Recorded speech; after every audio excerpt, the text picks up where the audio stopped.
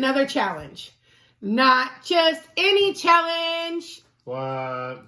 Today, we are eating McDonald's, as you can see, while we're doing our challenge. This is just a mukbang while we do the challenge. We're going to just eat while we answer these questions. This is the Crockettway Couples Challenge. And we have to answer some questions.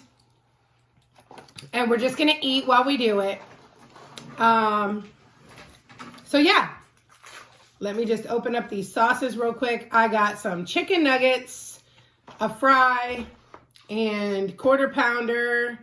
And fry is what Boo Boo has. So yeah, we're just going to eat. We're having a cheat day. I'm drinking Dr. Pepper cream soda.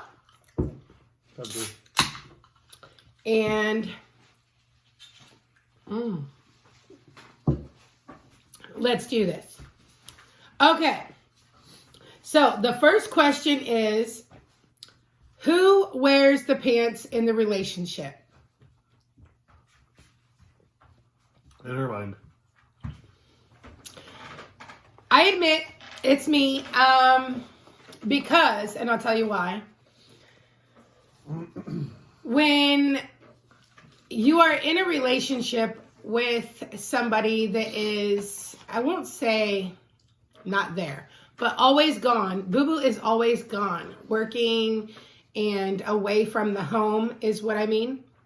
So I have to be, I've been made over the years forced to make these decisions, like paying the bills and running the home and taking care of the kids. And so I've just sort of taken on that role to just handle everything. So when something comes up, I don't necessarily always ask Boo Boo like, hey, you know, what should I do or whatever. I just go ahead, do what needs done, and that's that. So, yeah, definitely me. But, like, that's not a bad thing. It just means that, like, I handle things. The most part of things. Not to say we don't talk about stuff when it's, like, something, you know, that we both have to talk about. Number 2. What's your zodiac signs and are you compatible? Well, I'm Capricorn, and I believe you're Libra, right? Yep. And he's Libra, and I'm not sure if they're compatible, but we're definitely compatible. Our anniversary is coming up on May 1st for 16 years of being married, so I'm pretty sure we're compatible. Number 3. What is it's like being a step parent? Well, I can actually answer this because I am a step parent. Boo Boo has an older daughter, and her name is Kayla. And it was absolutely horrible. I'm not going to lie. It was absolutely horrible. I've always treated her like she was my own. I did everything for her. It still wasn't enough. We were really, really close at one point, but there's always that parent that's trying to feed stuff into the child's head, like, you know, about the step parent and so on and so forth. You know what I mean? Like when, she even lived with us for a little while, and, it's just like, you're never the parent, and you don't try to be, but you just try to be that other person that kind of raises that child and gives that child guidance and show them the way. And then when they're old enough, they make their decisions on their own. So all you can do is kind of help them along the way. But when she was younger and we had to deal with the other parent, it was absolutely horrible. Because every time she came with us on weekends or midweek visits, there was always some drama going on. Always drama going on with the other parent. And then it got to a point where she was telling us that her mother was hitting her. And so, you know, we went ahead, we paid $5,000. We took custody of her. And what a big, huge mistake that was, because we didn't realize that it was the child playing one parent against the other, and that the accusations were probably not true. Because once she came to live with us, it was the same thing. After she couldn't get her own way or do whatever she wanted, there were accusations about us also, mainly me, hitting her and what else. And so, yeah, it was kind of like she was playing each parent against each other. And when we actually went to court the last time when she was 16, and she finally moved back with her mother after a big, huge ordeal, the judge kind of saw right through it. And the judge was like, I want you to read The Boy Who Cried Wolf as a part of this hearing. So the judge made her read The Boy Who Cried Wolf book, because the judge thought that she should understand what it meant to just keep saying things that were not true. So I hope that answers your question. Number 4, who's the cook of the family? Who's the cook of the family? That would be you. Of course, I'm the one who's home. But I won't say that on occasion, when I had to work, and I was outside of the home a lot, working doubles, triples at the hospital, Boo Boo kind of filled that role. So he does know how to cook. Well, like, I would leave out whatever I wanted him to make for, you know, the day. And then I would, like, kind of give him direction on, you know, what to put in it and how to do it and whatever. And he kind of took that role. And then he kind of learned as he was going, you know, to make different things that maybe he had never made before, right? So, yeah, it's me. Who wants a bite? Anybody want a bite of the quarter pounder cheese? How long did you know each other before getting married?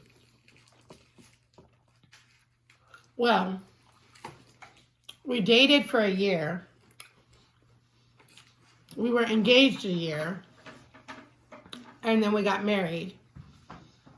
But we knew each other longer than before we dated. So we probably knew each other like 3 years before, like 3 or 4 years before getting married.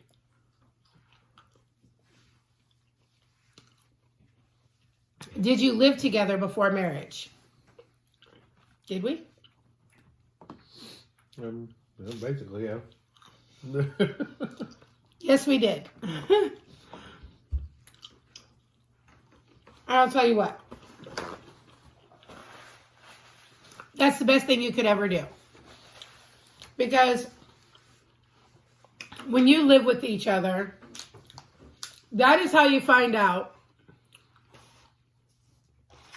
if you are able to cohabitate. If you live with somebody for a year and you can't stand each other, your marriage is never going to work. So if you live together before marriage, now I'm not saying for the people who don't want to have, you know what, before marriage, I'm not saying that. But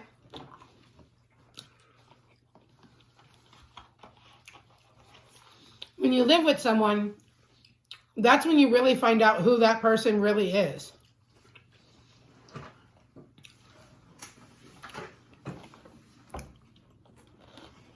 Sorry about that. My battery must be dying. But, so anyways, when you live with someone, that's how you find out if you're really compatible. And if you can live with each other for a year and things are good, you're probably going to make a great marriage. Just saying. Number 8. What do you fight about the most? I won't say that it's a fight. but like we have like disagreements. And like mostly it's about like, for instance, if I say like, hey, what do you want to do? And Boo Boo will be like, I don't know, whatever you want to do. And I'm like, can you just give me an answer? And he's like, well, I don't care, whatever you want to do. Or like, where do you want to go eat? I don't know, wherever you want to eat. And it's like, can you just make a decision? I just want him to give me an answer. That's it. Just give me an answer. And sometimes he's like, well, I don't want to answer because if I say the wrong thing, then you're going to get mad. Which it's not that. Hang on one second, guys.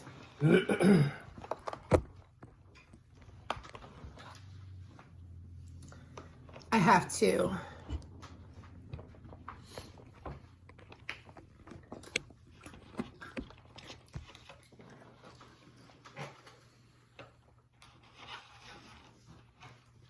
Plug in my phone. Okay, so like that's what I really hate. I just want him to give me an answer. Just give me an answer. It doesn't matter what it is. Like if you say something and it's something I don't want, I'm not going to get mad. I'm just going to be like, well, I'd rather not do that. How about this? Then I might give a suggestion. But he's like, well, I don't want to say the wrong thing and then you'll get mad. Right? Mm-hmm. Because he's like, you never know with you. Yeah. Am I allowed to plead the fifth to any of these questions?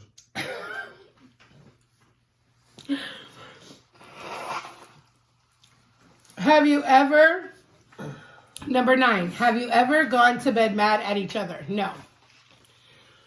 We make it a thing that no matter what, if there's a disagreement or an argument or whatever, to always make up before the other person goes to bed. And it's like, sometimes he'll still be a little bit mad because he's like, well, you know, I'm pissed off. You can't just turn it off. Like, it just doesn't go away. And I'm like, no, I get that. You're still going to be upset about the issue, but like, don't be mad about it, because I always tell him, like, you could go to bed and not wake up. So if you go to bed and you don't wake up, like, how would you feel if you went to bed angry or upset at the other person and then they passed away?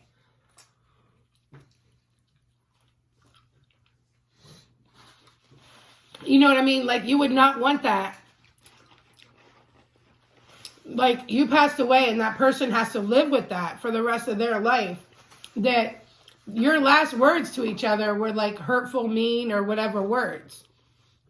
So we always made it a promise never to go to bed angry.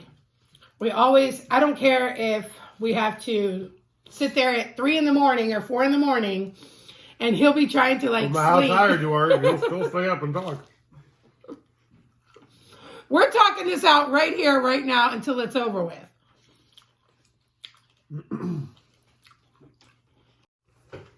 Sorry about that, guys. So, number 10.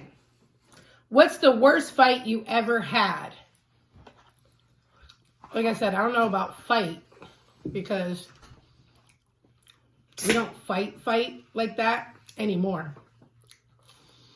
I won't say we never did. Honestly, when his daughter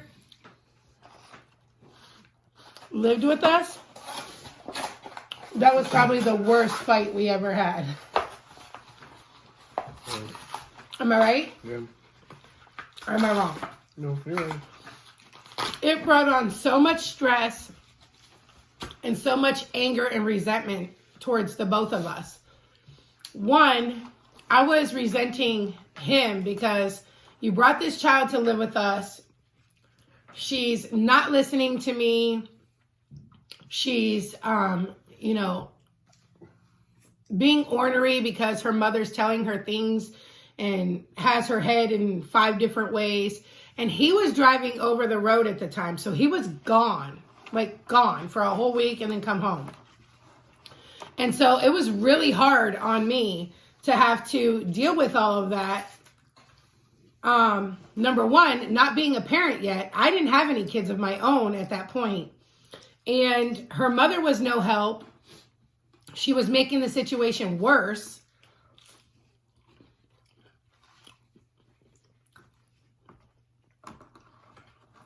There were no grandparents helping. There were no anybody doing anything.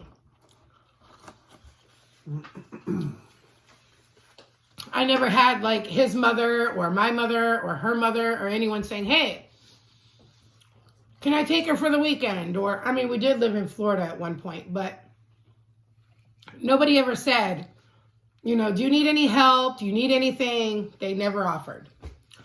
But, so I would say the worst fight we ever had was probably involving Boo Boo's daughter, Kayla. Have you ever considered divorce from your heart? From your heart. Have you ever considered it basically and like meant it? I would have to say no. I have said it before. Probably out of anger. No, there's no probably. I'm saying out of anger, but in reality, like deep down, I know that that's not going to happen because like Boo Boo is my best friend in the whole wide not allowed world. to divorce me, so she's stuck with me.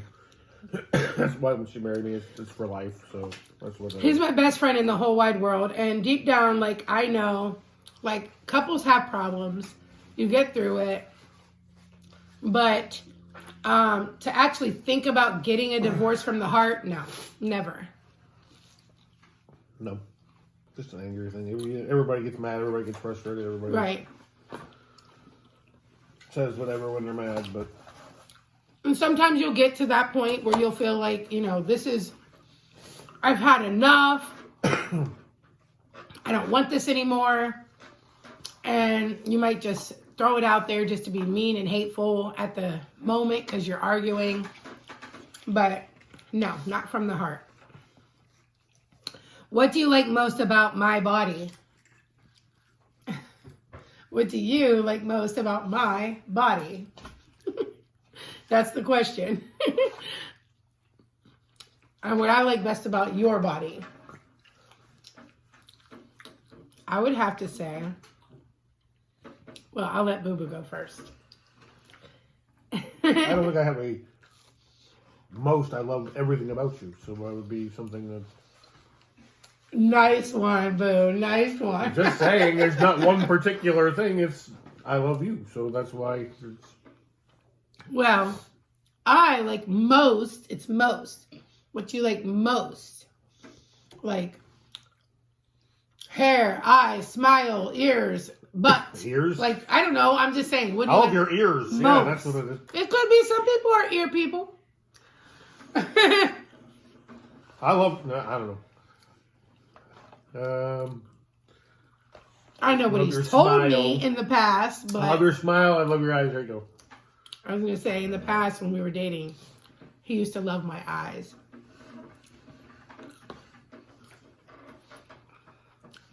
But what I love most about Boo Boo Is his head, ears? is his booty. He's got a cute little booty. What? He has like no butt and it's so cute. So I love his booty. Thank you. His booty is just so small and so cute. That's so weird. But okay. anyway, Thank you, I guess. that and his eyes. I love his eyes as well. So we're eye people. Well, when we first started dating, I didn't wear glasses. Right. So it was a lot easier to see. To see those Eyes. pretty eyes. Okay. Where do you see yourselves in 2 years? I will be in Florida. I knew you were going to say that.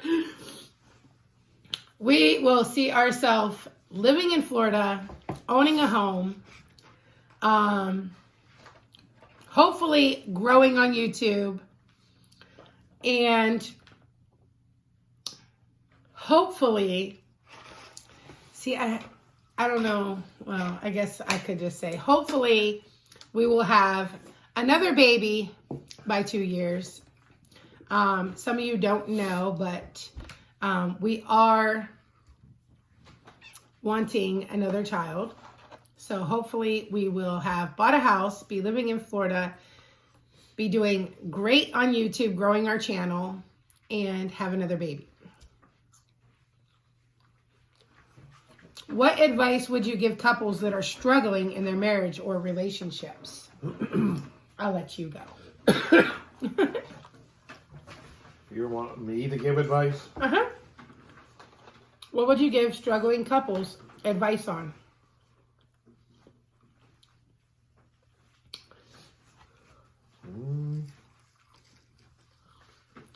Don't stress the small stuff. That's not what I thought you were going to say, but go ahead.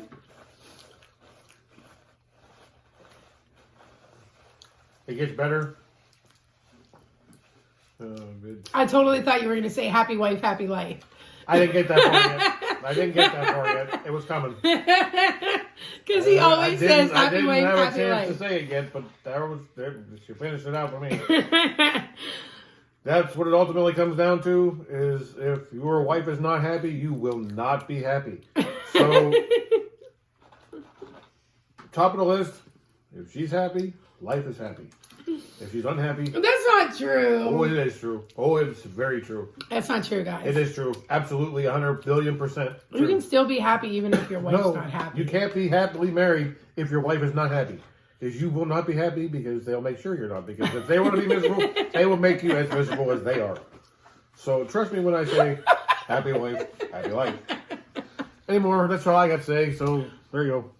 My advice to a struggling couple would be that keep open communication. Communication is key.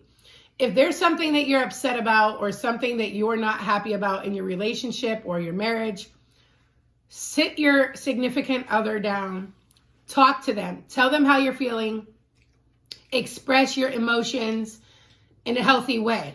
Because if you hold it in, it only gets worse.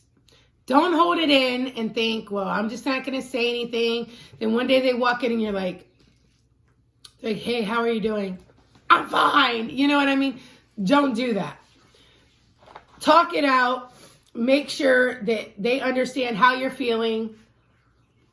Men, I'm sorry, but men are stupid. No, we're not really that stupid. We make you think we're stupid. They don't know what they're doing wrong is wrong. Like, they don't know how to, how can I say this? And I don't mean no offense to any men. I'm just saying, like, you guys don't know how to express your feelings very well. So if you're feeling a type of way, you guys don't sit down and tell your wives, or, you know, you don't talk about things. You guys just like keep it in and then wait until something else happens and then you blow up about it. Men need to learn how to communicate. Men need to learn how to sit down and say, like, babe, you know, this is how I've been feeling about this situation, and, you know, we need to do something about it because I'm not liking the way that I feel about this situation. And then you handle it. You both handle it. You both, like, you know, basically take care of the issue and fix it. Because if the other person doesn't know what they're doing is wrong, maybe they don't understand that they're not giving you what you need. For instance, Boo Boo was working a lot at one point. I'm always working. Not to say he's not now, but like in early marriage, like when we first got married. And he would, like, literally come home, sleep, get up, eat, shower, all that, go back to work. And I was feeling kind of left out. Like, he's not spending any time with me. He's not spending any time with the kids, and I was getting upset about it. So I sat him down and I said, listen, you're working a lot, and I get that. You're working for the family, blah, blah, blah. But I'm feeling really left out. I know the kids have to be feeling left out. We're not seeing much of you. You're not spending any time with us. And this is making me upset. This is making me angry. I'm getting bitter about it. So, bless you. Thank you. We need to do something about this. And he says, okay, no problem. I'm working a lot, but, maybe I'll just take a day off. I won't work as much instead of picking up an extra day. Maybe I'll just take the one day off during the week. Bless you. Thank you. And we'll spend that day and we'll go do something, with the family.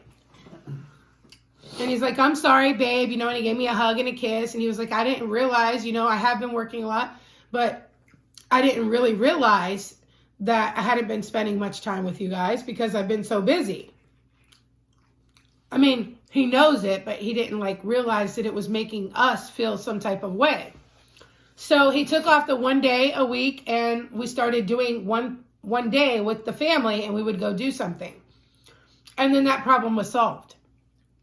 Because then we were feeling like we got to spend a little bit of time with him rather than no time with him. So you basically just have to talk it out and, let the other person know how you're feeling so you can take care of that issue so that it's not an issue anymore. But yeah, communication is key. Definitely do not cheat on your significant other. And I've told Boo Boo this from day one. If you want somebody else, end it with me first and then go find that somebody else. Okay, let's be truthful about what you said. Yes. If you do, I'll bury you next to him. I did say, I was getting to that. When I first met Boo Boo, I said, you cheat on me and you don't leave me first before you go do whatever you do, you better love her. And he's like, what do you mean I better love her? I said, you better love her because you and her are going to be buried next to each other for eternity. I will bury you and her next to each other for eternity. Yes, that is the deep, dark side of the Greek temper that you never want to see. So, like I said, if you don't want to be with your significant other, leave them first, then go do what you're doing. Do not ever cheat on somebody. It is so wrong in a million different ways. And not only is it wrong, but it really, really hurts that person and leaves a scar to where when that person ever finds somebody else in the future, they will never trust them.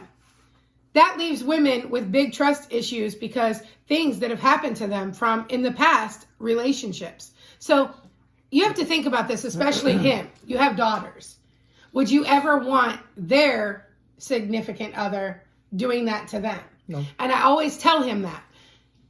Set an example for what you want your daughters to see. Be the man that you want them to know that they deserve in their relationships when they get older. So that was a really fun challenge. Fun questions, fun. That's the Crockettway Couples Challenge. And I don't know who all has done this challenge because it's been out for a while. We were never challenged. We just decided to do it because it looked like fun. And so we're going to challenge one couple. What couple would we like to challenge? How about B Love? I don't know if B Love has done it, but I would like to hear some of these questions from B Love and her significant other. So B Love's life, you are challenged. I hope you do this challenge because I would like to hear some of your answers to these questions as well. So until our next video, stay blessed, not stressed. Bye guys. Peace out.